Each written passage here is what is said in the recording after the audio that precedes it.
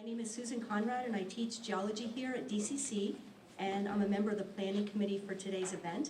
And believe it or not, at lunch today, we're going to start for tomorrow, for next year, so it's really an ongoing process. We're pleased that you decided to spend part of your Saturday here today, and you're going to have the chance that the young women are going to have the chance to really do a lot of interdisciplinary exploration of math and science. Before we do anything else, there are emergency exits. We're not anticipating anything, but there are emergency exits around the room, so the fire science department's happy that we say that. And now I have the great pleasure of introducing Dutchess Community College's Acting Dean of Academic Affairs, Dr. Ellen Gambino, and she has a master's degree in computer science, and she's going to give a brief welcome. Thank you.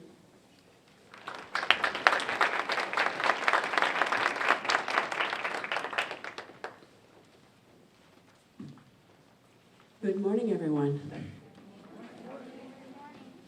It's nice to see so many people here. Excited about this event. Young women, I hope? Yeah. Good. So clearly you and your parents think that math and science matters, right? That's why you're here? Good. Why does it matter?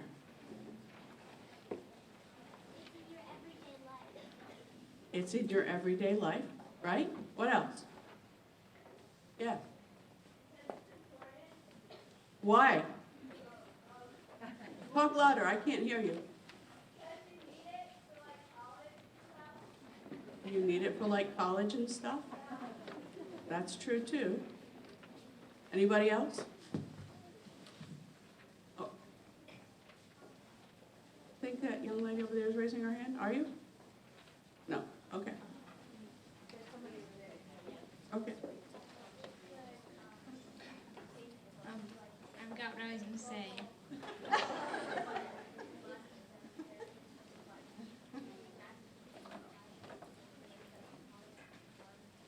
Right. It could save the world. You could save the world. Right? I'm sorry. Did somebody else say something? Say I didn't hear it.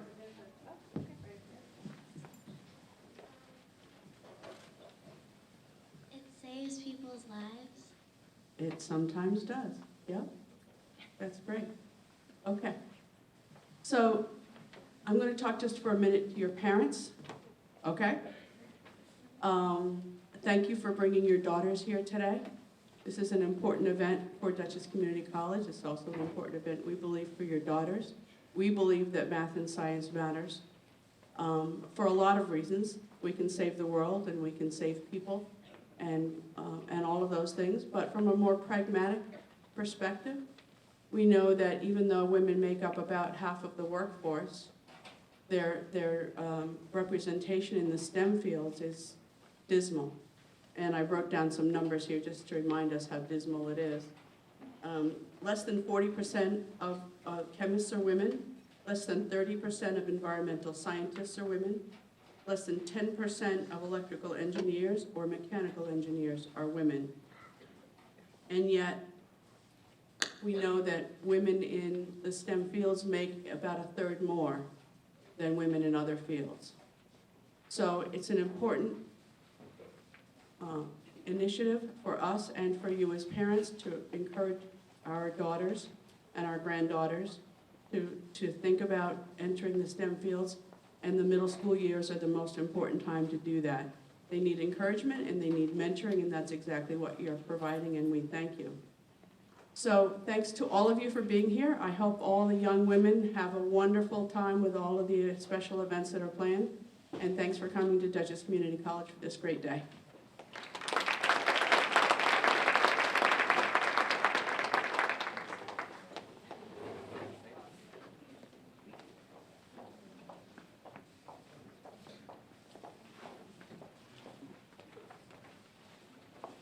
So we're going to have a few announcements, but I want to thank some other people first. I want to thank you again, the parents, the teachers, family members, friends who have brought the young girls here today. You inspire them, you encourage them, and that's so important. Many students and staff and faculty have been working to make this day happen and have volunteered their time, and so we want to thank them. In particular, faculty and staff from many departments on campus and offices on campus have generously volunteered their time.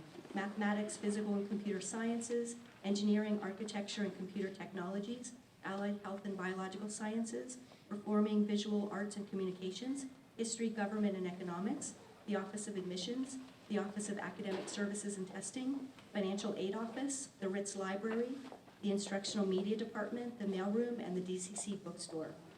We also want to thank the DCC Foundation staff and other members of the administration and staff, with special mention to Laurie Boris, Maureen Mackey, and Anne-Marie Rambo.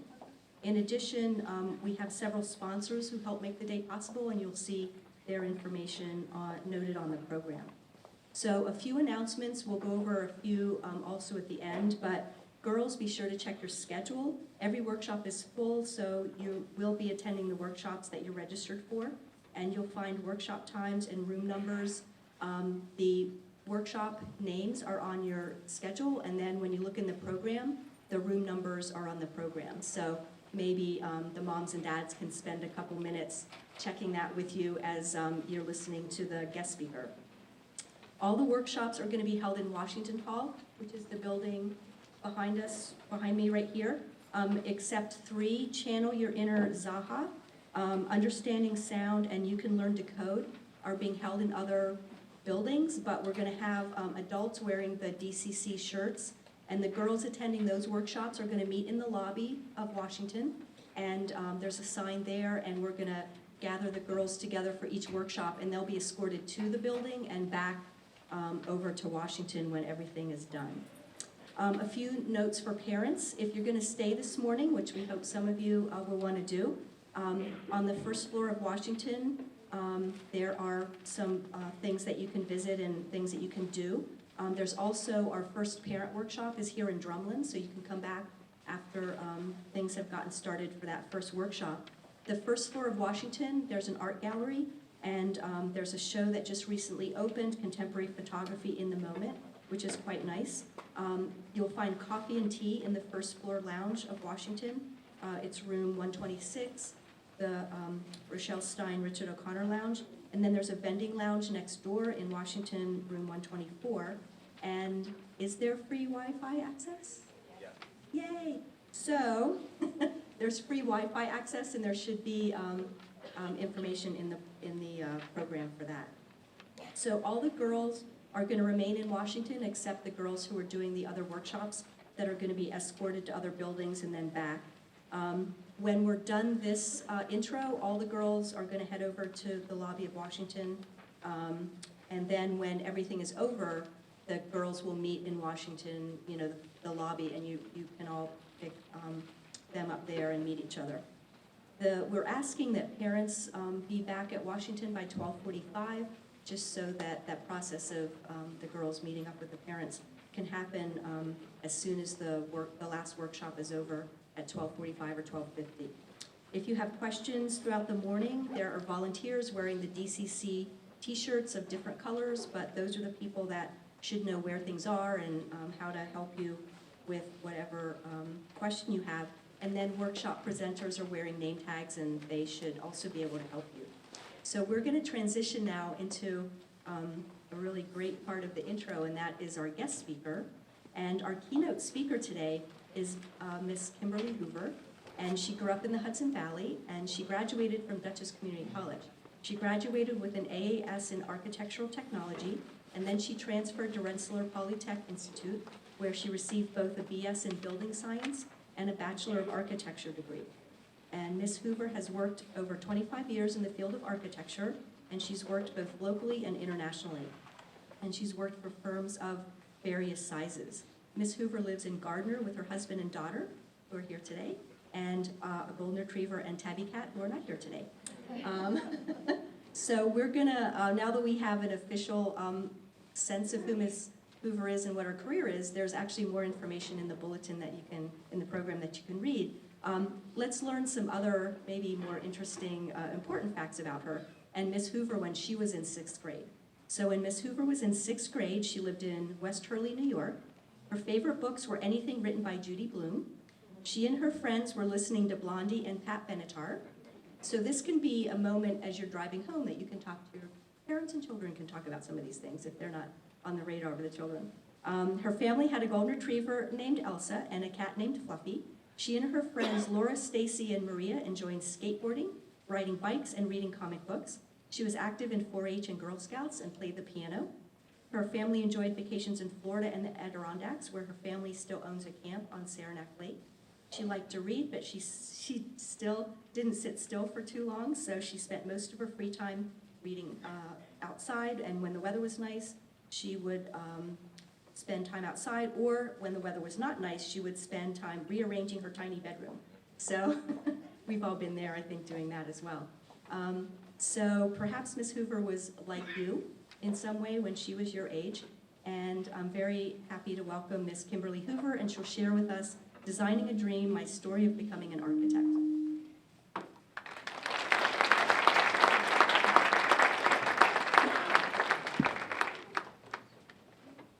Good morning. So before I really get started, I would love to know how many people are here for the first time today. Raise your hands. Oh, wow. Well, you're going to love it because the faculty and the staff here have volunteered a lot of time and worked really hard to create this wonderful workshop for you. And you get to be college students for the morning, so it's really exciting. And now while you're sitting there, you may be saying, well, I'm really excited, but I'm kind of nervous, a little uncomfortable because I don't really know what to expect.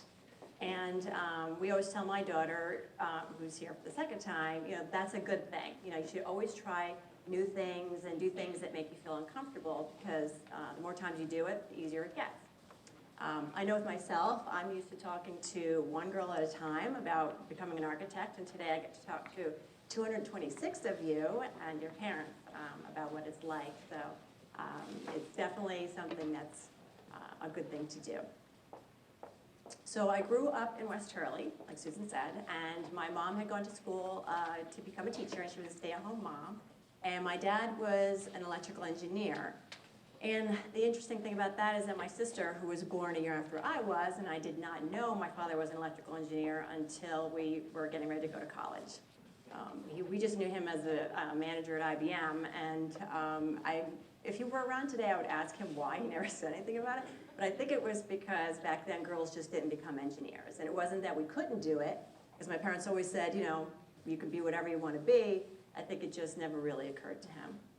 So today I get to tell you a little bit about my story from becoming, from being a middle school student right on up to an architect owning my own firm. So yeah, I grew up in West Hurley, and I went to West Hurley Elementary School. And is there anybody here from West Hurley? And and it's not even open anymore. The kids go to Woodstock now. But anyway, I loved school. My friends were there. I was there through 6th grade. And I did the same types of things you guys do after school. I did Girl Scouts and 4-H, and I played the piano. And like Susan said, we had a dog. We had a golden retriever. And in fact, I have a golden retriever today, too. So clearly they're good dogs. And again, we also went up to the Adirondacks a lot. We still do. So again, just a regular kid. Then after 6th grade, I went up to Onteora. And is there anybody here from Onteora? Nope, not today. And again, I really liked middle school and high school.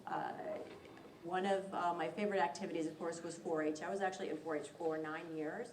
And it's a fabulous thing. We got to do things that were as groups. We got to do things as individuals. I spent a lot of time at the Ulster County Fair. And so it was something that was really important to me at the time.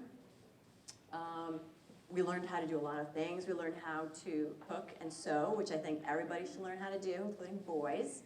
And then my mom took over the group, and she said, well, you guys know how to do all that. I think I'm going to teach you how to do things like wire a lamp and fix a toilet. So she was actually, our early inspiration, just basically we could do whatever we wanted to do. And I have to tell you, it's really not that hard to do. So I was going through Onteora and started cruising through, and there really wasn't the guidance that you get today. Like there were no, workshops like this. This is amazing that you guys are even here. And so some of my favorite classes were geometry and physics, surprise, surprise. And then 11th grade rolled around, and my parents came to me and they said, so, what are you going to do for college? And I said, I don't know. So, because we really hadn't even talked about it. I think my parents just thought I was going to wake up one day and say, I'm going to go to school to do whatever. So I thought about it a little bit, and I realized, my mom always bought these Better Homes and Gardens magazines. They had pictures of houses and renovations and things like that. My parents always watched This Old House, because there was no HDTV back then. And so I'd look at these magazines, I'd watch a show of them, and I'd say, man, I could do that. How hard could that be? And so I went to my parents and I said, I'm going to go to architecture school. And to which they responded with utter silence, because I think they just thought I was pulling something out of the air. And so we talked about it a little bit, and we decided ultimately the best thing to do would be to come here to Dutchess. For a number of reasons. One was, it has a really, really good reputation, and cost is certainly a factor. They have a lot of transfer programs, so you can, with certain schools, so you can transfer all your credits and save tons of money, which is nice. And for me, it was over an hour from my house, so for myself, I actually moved here and lived down here. A friend of mine and I each rented a room from a woman in her house, and my friend was taking classes here so she could become an airline pilot. And so we're both on our way to becoming professionals. And I also thought, at the time, well, if I don't like it, at least I'll stay 2 years and I'll have, at least one degree. So I got here and I found out right away that I really, really liked it. It's a lot of work, but I loved every second of it. So while I was here, I realized I was going to need a portfolio and to do college interviews. And one of the things that they said was, colleges do not want to see mechanical drawings. They don't want to see that you can draft, because anybody can draft. And so they said, we want to see artwork. So at the time, we had a teacher who was our architecture teacher, but he was also an art teacher, and he said, come take my basic drawing class. You'll have everything you need for a portfolio. So there are 4 or 5 of us who did that, and I have to say, it's probably the hardest class I've ever taken. Because with art, you either have it or you don't. And he taught us a lot, and by the end, I was actually a pretty good artist. And I got everything I needed for my portfolio. So I started interviewing at some colleges. I probably looked at 5, and all different sizes. I went to Syracuse, which is huge, and I went to look at an art school, and I looked at all different sizes. And there were 2 colleges that stuck out. One was in Rhode Island, Roger Williams College, and it was a beautiful, small, brand new campus. And then the other one was RPI. And RPI, before I even stepped foot there, was intriguing to me because my father had gone there, my uncle and my cousin all went there, for engineering, of course. And since then, I have a younger cousin who's a girl who just graduated a few years ago with a civil engineering degree. So we went up there, and I stepped foot on that campus, and I said, this is it. This is where I'm going to go.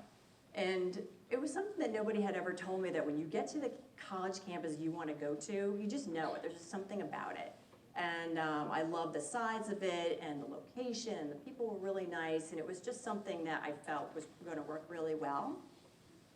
So I applied and I got in, and what happened was I graduated from Dutchess on a Saturday, and I drove up to RPI on Sunday, and I started a summer design class on Monday. So it was like a whirlwind weekend.